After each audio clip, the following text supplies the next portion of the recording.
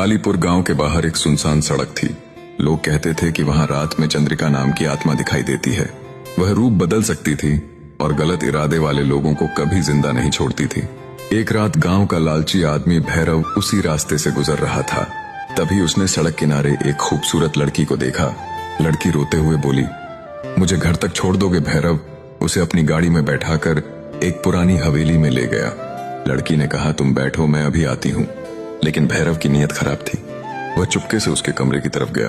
तभी अचानक दरवाजा बंद हो गया। कमरे में अंधेरा छा गया और डरावनी हंसी गूंजने लगी। अचानक लड़की उसके सामने आई, लेकिन इस बार उसका चेहरा भयानक था और लंबे बाल हवा में उड़ रहे थे। भैरव डर के मारे चीखने लगा। अगली सुबह उसकी लाश सड़क पर मिली। गांव वाले जानते थे कि यह चंद्रिका का काम है, क्योंकि कई साल पहले चंद्रिका गांव की एक सीधी सादी लड़की थी। लेकिन गांव का दबंग वीरेंद्र उसे जबरदस्ती अपना बनाना चाहता था। जब चंद्रिका ने मना किया तो उसने उसके साथ बहुत बुरा किया। चंद्रिका मदद मांगती रही, लेकिन डर के कारण कोई आगे नहीं आया। उसी रात उसकी मौत हो गई। तब से उसकी आत्मा उसी सड़क पर भटकने लगी। एक दिन अर्जुन नाम का आदमी वहां से गुजर रहा था। रास्ते में उसकी गाड़ी खराब हो गई। रात में अचानक एक लड़की उसके सामने आ गई। अर्जुन बोला, बहन, इतनी रात में यहाँ क्या कर रही हो बहन? शब्द सुनते ही लड़की शांत हो गई। उसने कहा, मुझे घर तक छोड़ दो। अर्जुन उसे हवेली तक ले गया, लेकिन अंदर जाकर उसने देखा वहां कई लाशें पड़ी थीं। वह डर कर भागने लगा।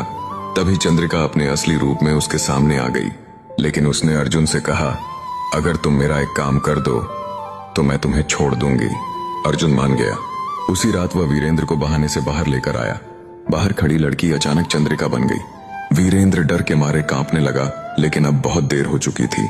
अगली सुबह वीरेंद्र की लाश उसी सड़क पर मिली। उस दिन के बाद से गांव में कोई भी गलत इरादे से उस सड़क पर जाने की हिम्मत नहीं करता। लोग कहते हैं आज भी चंद्रिका वहां भटकती है और बुरे लोगों का इंतजार करती है।